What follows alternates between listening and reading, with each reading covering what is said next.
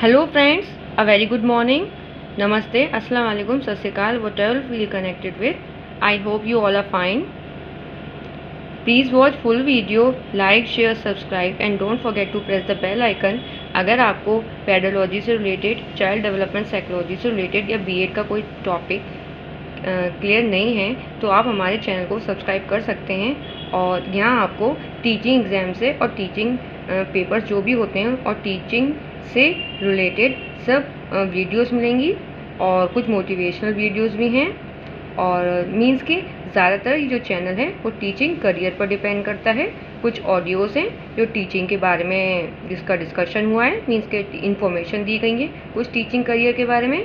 तो एक बात मैं बताना चाहूँगी कि इस सेशन को देखने से पहले इस डिस्क्रिप्शन बॉक्स में एक लिंक दिया हुआ है जिसमें इसका पूरा कॉन्सेप्ट है RTE 2009 का, जो इससे पहले वाला सेशन था उसका लिंक दिया है डिस्क्रिप्शन बॉक्स में।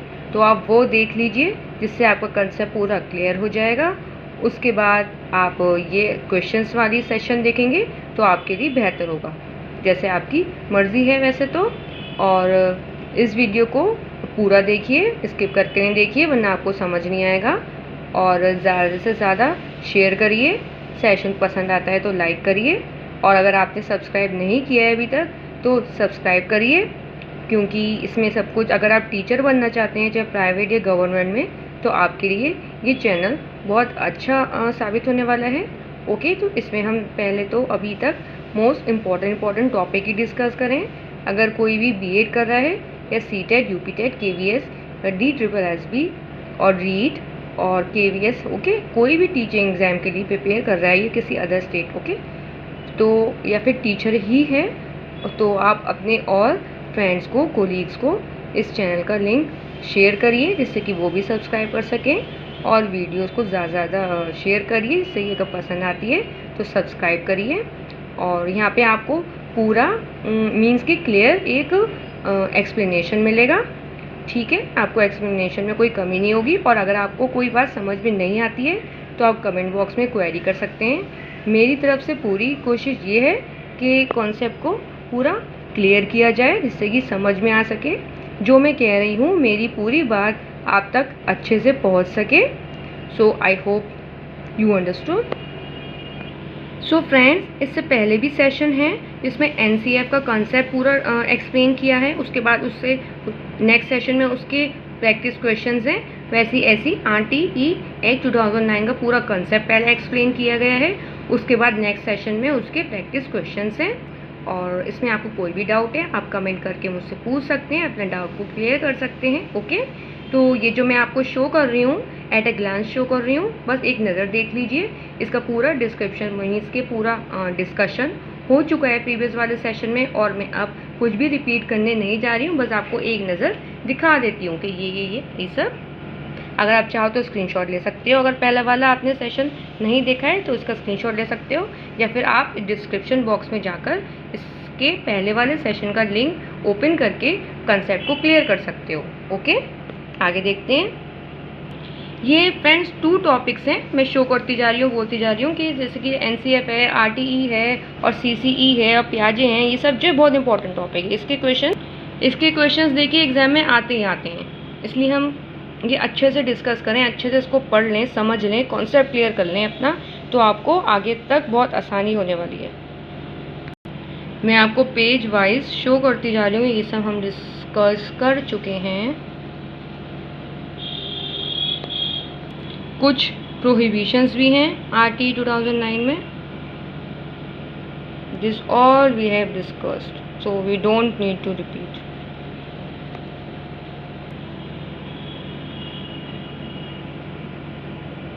This all we have discussed. पहले बस 3 क्वेश्चंस ही डिस्कस कर लिए थे, अब थोड़े ज़्यादा क्वेश्चंस करेंगे आज। तो स्टार्ट करते हैं क्वेश्चन नंबर 4 से। In which article of Indian constitution the right to free and compulsory education for children in the age group 6 to 14 has been included. Okay, तो कौन सा आर्टिकल की बात हो रही है यहाँ पे आर्टिकल पूछा जा रहा है और कितने बच्चों पर, 6 to 14 ईयर्स के बच्चों पर कौन सा कौन सा आर्टिकल है, किस आर्टिकल में लिखा है कि 6 to 14 ईयर्स के बच्चों को फ्री एंड कंपलसरी एजुकेशन मिलेगा। ये मैं पहले बता चुकी हूँ, इसलिए सब मार्क किया हुआ है, फिर से एक्सप्लेन कर रही हूँ। तो इसका करेक्ट आंसर है आर्टिकल 21A। मैं भी आपको दिखाती हूँ हमने कहाँ पढ़ चुके हैं हम ये सब। ये देखिए आर्टिकल 21A से में लिखा है कि 6 to 14 ईयर्स के स्टूडेंट्स को फ्री मीन्स निःशुल्क, कंपलसरी मीन्स अनिवार्य शिक्षा देनी है। तो आपको ये फोर्थ वाला क्वेश्चन क्लियर हो गया होगा। फ्रेंड्स मैं एक बार फिर बोल रही हूँ, वीडियो को लाइक करिए और शेयर करिए, और चैनल सब्सक्राइब नहीं किया है तो चैनल सब्सक्राइब कर दीजिए। Next is fifth, how many sections are there in RTE। RTE में कितने सेक्शंस होते हैं? यहाँ पे किसकी बात हो रही है? यहाँ पे हमारी सेक्शंस की बात हो रही है। ओके, तो कितने सेक्शंस होते हैं? 38। ये मैंने आपको स्टार्टिंग में दिखाया था, मैं अभी आपको दिखाती हूँ कि सेक्शंस होते हैं 38 मीन्स धाराएं, और अध्याय होता है 7 मीन्स चैप्टर और कुछ अमेंडमेंट। मैं अभी आपको दिखाती हूँ। ये देखिए 38 सेक्शन, इतने चैप्टर्स, अमेंडमेंट्स। अंडरस्टूड? चलो आगे बढ़ते हैं, आगे देखते हैं। नेक्स्ट क्वेश्चन हमारा 6, एज पर RTE a primary school should be located within how many kilometres from your house. Primary जो स्कूल है 1st to 5th क्लास का कितने किलोमीटर की दूरी पे होना चाहिए RTE 2009 के अकॉर्डिंग? तो option are 2 kilometre, 3 kilometre, 1 kilometre, 1 none. तो इसका हमारा करेक्ट आंसर है 1 किलोमीटर। ये देखिए, अगर ये हाउस है आपका, ओके, और ये आपका वो है स्कूल है, तो यहाँ से आप समझ सकते हैं। यहाँ से देखिए, अगर ये हाउस है और ये स्कूल है, तो इसके बीच की जो दूरी है वो, अगर 1st to 5th क्लास की बात हो रही है, मीन्स के प्राइमरी स्कूल की बात हो रही है, तो 1 होनी चाहिए इनके बीच की दूरी। और अगर अपर प्राइमरी की बात हो रही है, जो कि एलिमेंट्री बोलते हैं, जिसमें 6 to 8 क्लास आता है, उनके लिए जो ये दूरी है, मीन्स जो डिस्टेंस है, वो होना चाहिए 3 किलोमीटर अकॉर्डिंग टू RTE। लेकिन ऐसा होता नहीं है, वो अलग बात है, क्योंकि पॉपुलेशन इतनी है कि अब स्कूल जो नए बन रहे हैं वो आसपास बनना थोड़ा मुश्किल है। तो पेरेंट्स को जो सही लगता है, बच्चों को जो सही लगता है, वो वहाँ का स्कूल में जो है एडमिशन ले लेते हैं। वो कितने किलोमीटर्स दूर है वो नहीं देखते हैं, लिखा है RTE में। लेकिन अब माने या ना माने पेरेंट्स या स्कूल वाले, ये अलग बात है। तो ये मैं आपको शो चलिए कर देती हूँ। हमारे पहले वाले सेशन में ये पॉइंट है, दिखाती हूँ आपको। ये देखिए 1st to 5th क्लास हैं जो प्राइमरी होते हैं, उनके लिए जो डिस्टेंस है स्कूल और घर का कितना होना चाहिए? 1 किलोमीटर। और 6 to 8 क्लास हैं जिनको बोलते हैं upper primary level. Upper primary level बोलना चाहिए, कहीं कहीं एलिमेंट्री लेवल भी बोलते हैं। तो एलिमेंट्री क्लास में जो हाउस और स्कूल का जो डिस्टेंस है वो होना चाहिए 3 kilometre according to RTE। Understood? अगले क्वेश्चन पर चलते हैं।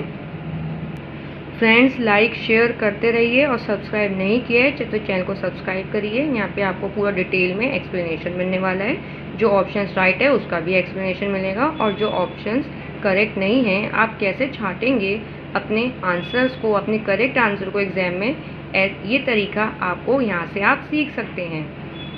और उम्मीद करती हूँ कि आप ज़्यादा से ज़्यादा अपने कॉम्पिटिटिव एग्ज़ाम से मार्क्स ला सकें। और कुछ हमारे चैनल पे वीडियोस BEd से रिलेटेड भी हैं, जो टॉपिक BEd में आते हैं वो भी हैं हमारे चैनल में, आप देख सकते हैं। चलिए तो आगे स्टार्ट करते हैं। Question number 7, according to RTE children of which age work is to be given free and compulsory education.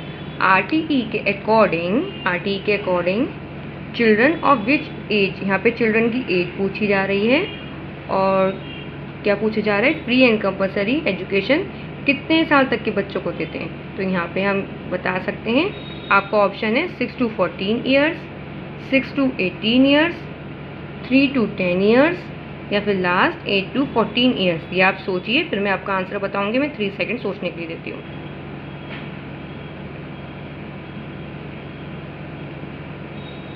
तो इसका करेक्ट आंसर क्या है?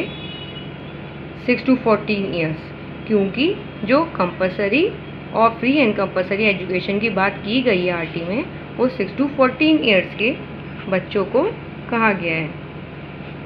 समझ में आ गया आपको? मैं दिखाती हूँ, हमने पढ़ चुके हैं ये बात भी।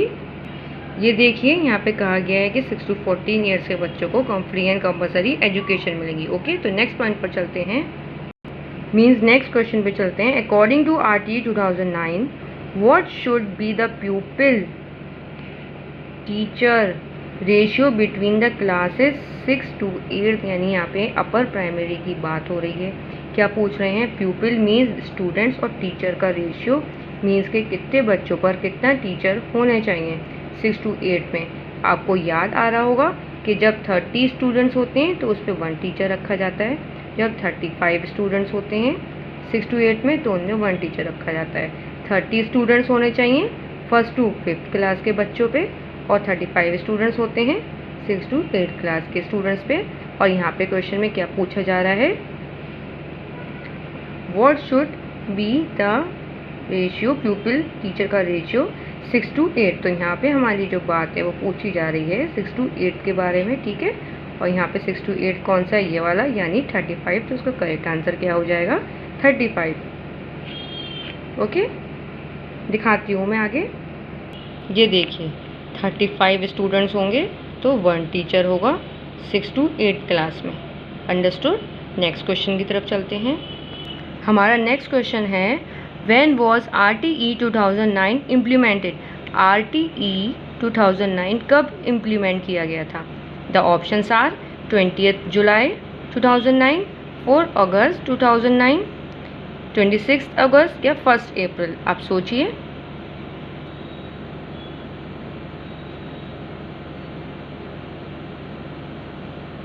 आपका टाइम अप होता है, मैं आगे आंसर बताती हूँ। इस 20 जुलाई रॉन्ग आंसर, 20 को नहीं हुआ था। 4 अगस्त इम्प्लीमेंट की बात हो रही है, नहीं, अगस्त में भी नहीं हुआ था। अगस्त में तो साइन हुआ था प्रेसिडेंट से। और ये क्या है 26 अगस्त, नहीं, इसमें तो साइन हुआ था 26 अगस्त को। और हाँ, 1 April is the correct answer. 1 अप्रैल को जो है इम्प्लीमेंट हुआ था। ओके, तो देखिए बना कब था? 2009 में कंप्लीट हो गया था, प्रेसिडेंट से जो है साइन हो गए थे, ठीक है। और जो इम्प्लीमेंट कब किया गया, मीन्स अप्लाई किया गया 2010 में 1 अप्रैल में। ओके, क्लियर होती है बात? ठीक है, आगे देखते हैं। अब मुझे बार बार पहले वाले सेशन का क्या स्नैप दिखाना ज़रूरी है क्या? अब आपको समझ में आ गया ना, तो दैट्स ओके। आगे बढ़ते हैं। The percentage of seats reserved for SC, ST, OBC disabled in private schools as per RTE। कितने परसेंट पूछ रहे हैं जो सीट्स हैं, मीन्स रिजर्व की गई हैं इतने percent seats SC, ST, OBC और डिसेबल्ड के लिए प्राइवेट स्कूल्स में कितने परसेंट की गई है? सोचिए। 25%, 55%, 10% और 45%। सोचिए, 3 सेकेंड्स देती हूँ सोचने का।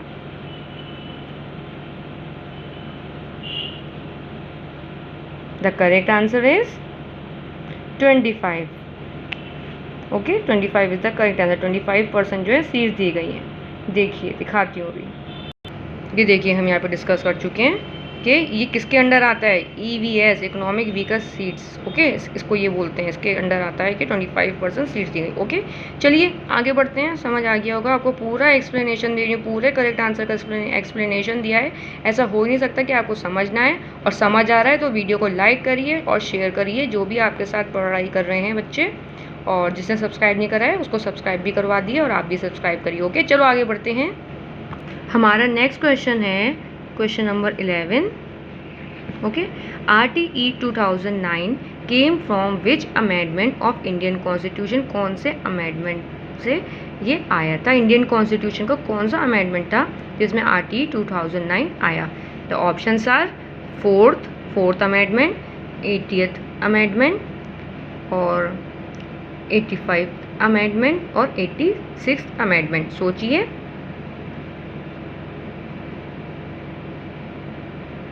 तो इसका करेक्ट आंसर है 86 अमेंडमेंट, ठीक है।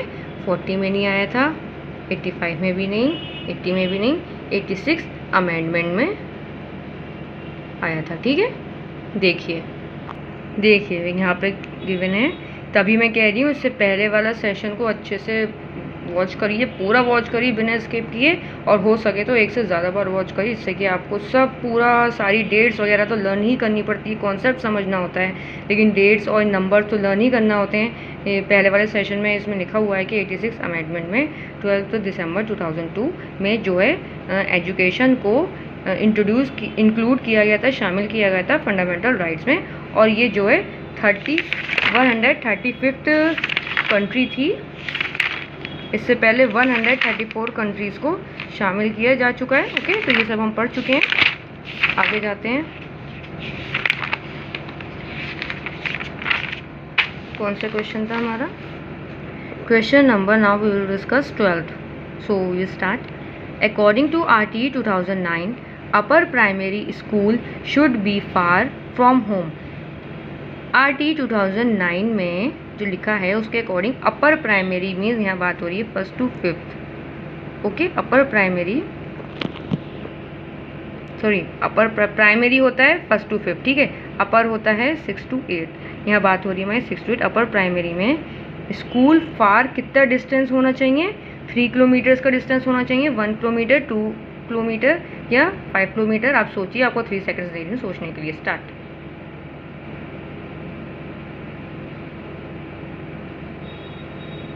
तो देखिए इसका करेक्ट आंसर क्या होगा? क्या 3 किलोमीटर होता है? यस, करेक्ट आंसर है 3 किलोमीटर। क्या 1 kilometre? No no no, 1 kilometre होता है जो क्लास 1st to 5th होते हैं, जिन्हें बोलते हैं प्राइमरी। ओके, प्राइमरी के लिए 1 किलोमीटर का डिस्टेंस होता है हाउस से जो है स्कूल तक, इसके बीच का जो डिस्टेंस है उस डिस्टेंस की बात हो रही है RTE के अकॉर्डिंग। ओके, नेक्स्ट देखते हैं कि इसको भी मैं पहले दिखाऊँ। आप समझ गए होगे ना, क्या मुझे पहले का शॉर्ट दिखाना ज़रूरी है? I think you understood. Next is 13। RTE means, RTE जो है, जो इतना बड़ा हमारा कॉन्सेप्ट चल रहा है, टॉपिक चल रहा है, उसका मतलब है क्या? उसका मतलब से क्या समझते हैं हम लोग? First option, right to free education act. Second option, right to compulsory education act. Okay, first option है कि फ्री एजुकेशन मिलेगी, सेकेंड ऑप्शन है कि कंपलसरी अनिवार्य एजुकेशन मिलेगी, third option is right to free and compulsory act. मतलब compulsory और right to free and compulsory act, बीच में एजुकेशन तो इसमें है ही नहीं, तो ये बात तो पूरी अधूरी ही रह गई, बाकी सही थी।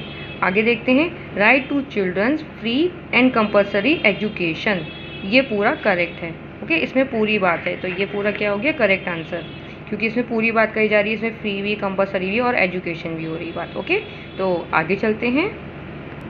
Next question 14। RTE 2009 whole extended to which it is not extended. Question में यहाँ पर ट्विस्ट है, पूरी सिंपल लैंग्वेज में क्वेश्चन नहीं यही कह रहे हैं। RTE 2009 में होल एक्सटेंडेड है, मीन्स कि पूरा तरीके से एक्सटेंड किया गया, सब तरफ फैलाया गया। कहाँ पर ये नहीं फैलाया गया? जम्मू एंड कश्मीर में फैलाया गया, महाराष्ट्र में फैलाया गया,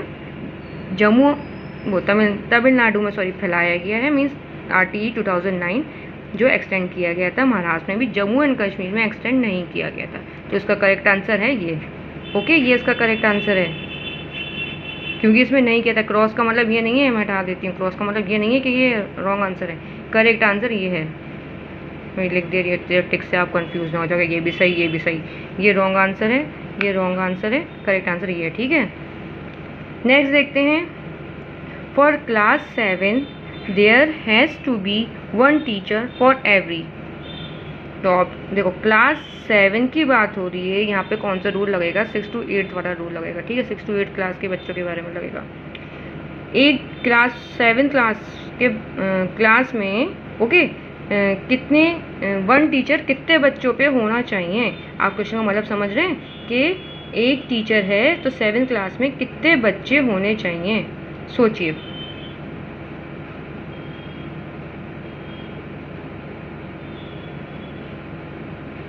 देखिए ऑप्शंस, 30 स्टूडेंट पर 1 टीचर होगी 7 क्लास में, 35 स्टूडेंट्स, 20 स्टूडेंट या 50? बताइए। 30 तो नहीं, क्योंकि प्राइमरी की बात है, ठीक है, कैंसिल हो गया। 20 की तो बात ही नहीं की गई, बहुत कम है। 50 की तो बात ही नहीं है, क्योंकि 40:1 तो हाईएस्ट रेशियो है, 40 ज़्यादा बच्चा ले ही नहीं सकते एक क्लास में। The correct answer is 35। 35:1 का रेशियो है, मीन्स 35 बच्चे होंगे 6 to 8th क्लास में, तो उस पर 1 टीचर होगा। दिखाती हूँ मैं भी आपको। ये देखिए यहाँ पे ये पूरा डिस्क्राइब हुआ है कितनी टीचर्स कितने क्लास पे। 30:1 टीचर हैं। अगर 30 टीचर हैं, यहाँ पे 1st to 5th की क्लास में की बात हो रही है, ठीक है, 1st to 5th क्लास की बात हो रही है। अगर 30 टीचर हैं तो 1 स्टूडेंट 30 स्टूडेंट्स हैं तो 1 टीचर होगा। 60 स्टूडेंट्स हैं तो 2 टीचर होंगे। 90 स्टूडेंट्स हैं तो 3 टीचर होंगे, और उससे ज़्यादा है तो उसके अकॉर्डिंग उतने टीचर्स होंगे बच्चों के ऊपर। ओके, यानी 30 बच्चों पर 1 टीचर है, ये समझ लीजिए आप। और 40 से ज़्यादा तो बच्चे बढ़ाने ही नहीं है, चाहे वो अपर क्लास, चाहे वो प्राइमरी क्लास हो या फिर वो अपर प्राइमरी क्लास हो, ठीक है। आगे देखते हैं और क्या है। 35 स्टूडेंट्स 6 to 8 क्लास की बात अगर करें, जो हमारे क्वेश्चन में पूछा है कि 35 स्टूडेंट्स पर 1 टीचर होगी। एक क्लास है उसमें 35 बच्चे हैं ये वाले, ठीक है, तो उसमें 1 टीचर होगी। अगर 40 भी बच्चे 50 बच्चे हो जाते हैं तो उसमें 2 टीचर रखेंगे, क्योंकि वो हो जाएंगे फिर ज़्यादा बच्चे, तो उनके हिसाब से 2 टीचर हो जाएंगे, ठीक है। चलो आगे बढ़ते हैं। बाकी हेड मास्टर का भी है कि 100 स्टूडेंट होंगे तो 1 हेड मास्टर होगा, और इसमें 121 स्टूडेंट्स होंगे क्लास 1st to 5th में तो 1 हेड मास्टर होगा। और अगर 100 स्टूडेंट्स हैं 6 to 8 क्लास में तो उस पर 1 हेड मास्टर यानी प्रिंसिपल होगा, ठीक है। आगे बढ़ते हैं, स्टार्ट करते हैं। If a primary school has a total enrolment of 98 बच्चों की बात है, 98 students, then how many teachers, teachers से पूछ रहे हैं, how many teachers have to be provided by the government. ध्यान से सुनिए, ये तो प्रॉब्लम सम बन गया आपका, ठीक है। अगर प्राइमरी स्कूल की बात कर रहे हैं, यानी 1st to 5th क्लास की बात की जा रही है, 1st to 5th क्लास में, ओके, देखो यहाँ देख लो, 1st to 5th क्लास की बात हो रही है, ठीक है। 1st to 5th क्लास में क्या कह रहे हैं, 98 बच्चे हैं तो टीचर कितना होगा, बच्चे कितने 98, तो बच्चे कितने हुए 30 हुए, फिर 30, फिर 30, कितने हो गए 90, ठीक है। और इसमें 8 और जोड़ दो तो कितने हो गए, 30 पे 1 टीचर, फिर 1 टीचर, फिर 30 पे 1 टीचर हुई। 1st to 5th की बात हो रही है इसलिए 1 टीचर रखेंगे, इसलिए 30 आएगा, वरना 35 कर देते हैं। तो ऐसे डिवाइड कर, हम ऐसे वो कर लेंगे पार्ट, और 8 पर 1, इन सबको प्लस कर लो, 1 2 3 4, कितने टीचर्स हो गए हमारे, 4 टीचर्स हो गए। समझ में आ रही है बात? कोई भी बात समझ नहीं आए तो आप कमेंट करके पूछ सकते हो, मैं सारे कमेंट्स देखती हूँ, और अगर उसमें कुछ पूछा जाता है तभी रिप्लाई करती हूँ, वरना रिप्लाई नहीं करती, देखती सब हूँ, ओके। ये मैं सोचना कि देखूँगी नहीं।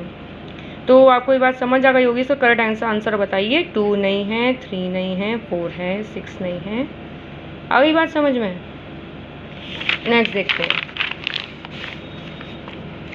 नेक्स्ट है विच स्टेटमेंट इज करेक्ट। कौन सा स्टेटमेंट करेक्ट है कि that no teacher will engage in. Question में ट्विस्ट है, क्वेश्चन घुमा फिरा के बोला हुआ है। कौन सा स्टेटमेंट इसमें से ठीक है कि कोई टीचर उसमें एंगेज नहीं होती, उसमें व्यस्त नहीं होती। बताओ कौन। अब आपको आंसर ये बताना है कि इसमें से कौन सी चीज़ है जिसमें टीचर एक्टिव नहीं होती, ठीक है। तो उसमें से कौन सा सही है? क्या टेकिंग प्राइवेट ट्यूशन, क्या प्राइवेट ट्यूशन ले सकते हैं? नहीं, आरटीई ने साफ मना करा है। तो जेंडर वाइज कर सकते हैं? नहीं कर सकते।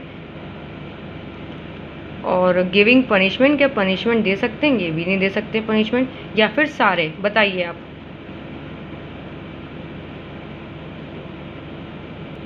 क्वेश्चन में ट्विस्ट है, सोचिए।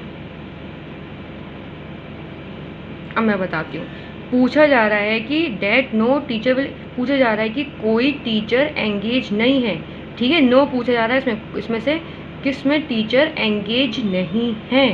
इसमें भी एंगेज नहीं है, इसमें भी एंगेज नहीं है, इसमें भी एंगेज नहीं, यानी सब में एंगेज नहीं है। इसका मतलब इसका आंसर होगा डी, ऑल। एंगेज पूछ रहे हैं किसमें टीचर एंगेज नहीं है, तो टीचर जो है तो सब में ही एंगेज नहीं है, तो आंसर हो जाएगा इसका ये। दिखाती हूँ मैं आपको। ये देखिए आरटीई 2009 के प्रोहिबिशंस में लिखा हुआ है कि पनिशमेंट नहीं देना है, हरासमेंट नहीं करना है, और कौन सा मैं क्वेश्चन में कि हाँ पनिशमेंट नहीं देना है ये लिखा है, और प्राइवेट ट्यूशन्स नहीं देना है ये हमारे क्वेश्चंस में लिखा है, ठीक है। तो ये सब प्रोहिबिशन है, ये सब टीचर को नहीं करना है। करने की बातें अलग दी हुई हैं आरटीई में और ना करने की बातें अलग दी हुई हैं आरटीई में। अब इससे पहले वाले सेशन की वीडियो देखिए, उसमें पूरा आरटीई 2009 डिस्क्राइब किया हुआ है, या फिर इस वाले सेशन का जो डिस्क्रिप्शन बॉक्स है उसमें लिंक दी हुई है, आप उस लिंक को ओपन करके देख सकते हैं, जिसमें हमने पूरा डिस्क्राइब किया हुआ है आरटीई 2009 को। उसके बाद प्रैक्टिस क्वेश्चंस रखे हैं। चलो आगे बढ़ते हैं। Next, if SMC of a school has 16 members, then the number of women members in the SMC will be। अगर ये कह रहे हैं इफ़, ज़रूरी नहीं है 16 मेंबर्स होते हो, अगर 16 मेंबर्स हैं तो उसमें वुमेन मेंबर्स कितनी होंगी, उसमें वुमेन मेंबर्स बताइए कितनी होंगी, बताइए। आप सोचने का टाइम दे रही हूँ, स्टार्ट।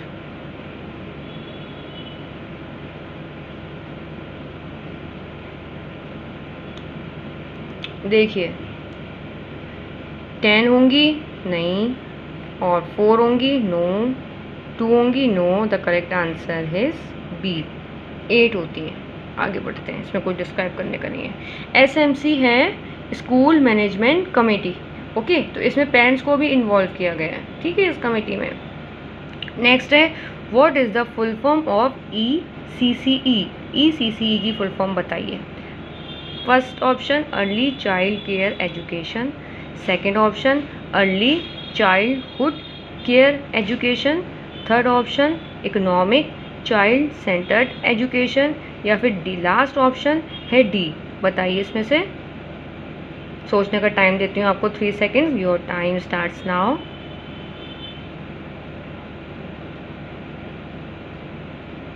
तो इसका करेक्ट आंसर है E for early, C for childhood, फिर C फॉर केयर, फिर एजुकेशन, यानी ये वाला।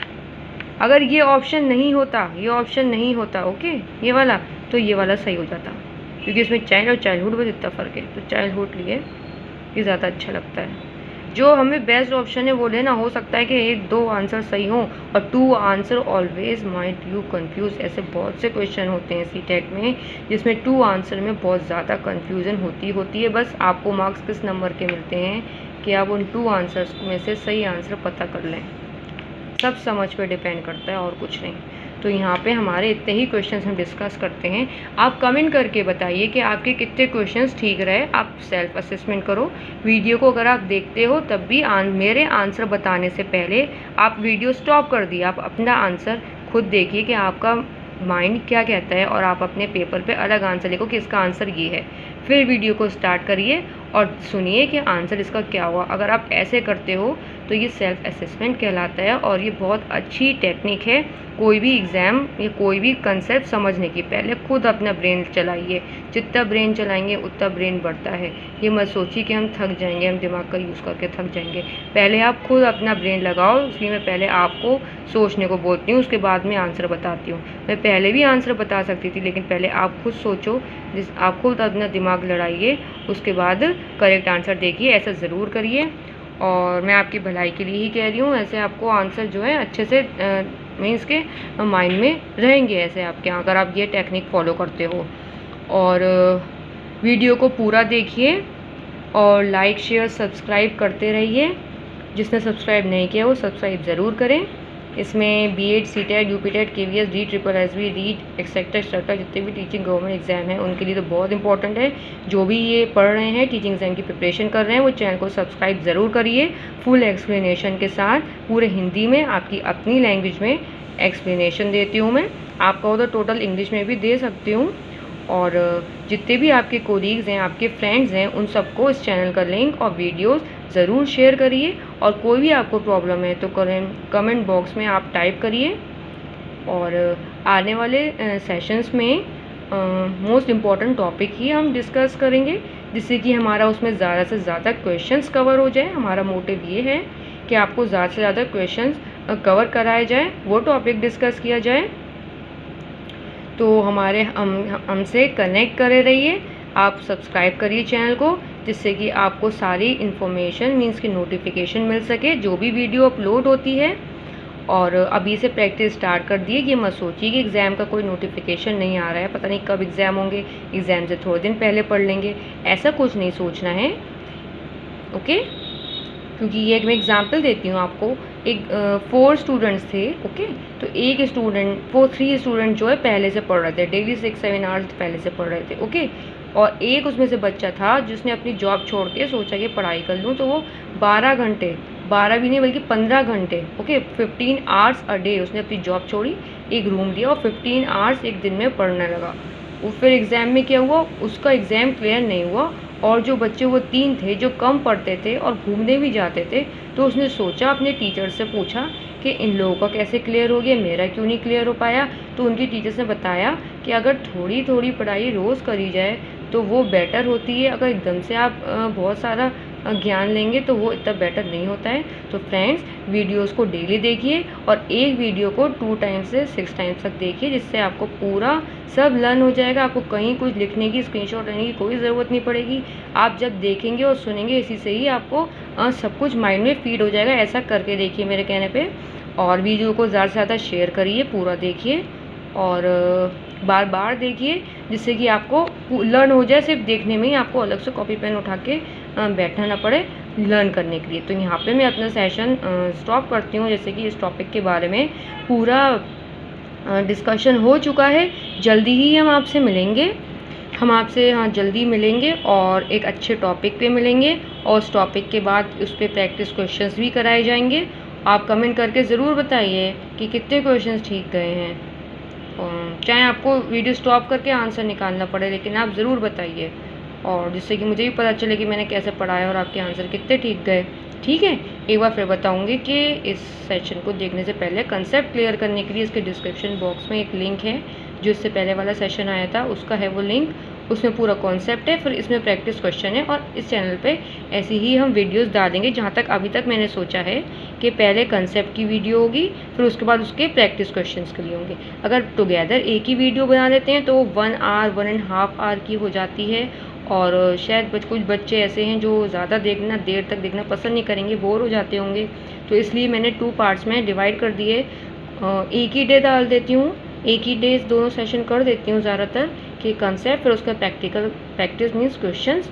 और वीडियो को शेयर करिए, अभी शेयर करिए फ़ौरन, और अभी फ़ौरन लाइक करिए। Thanks for watching, have a nice day and stay connected with us.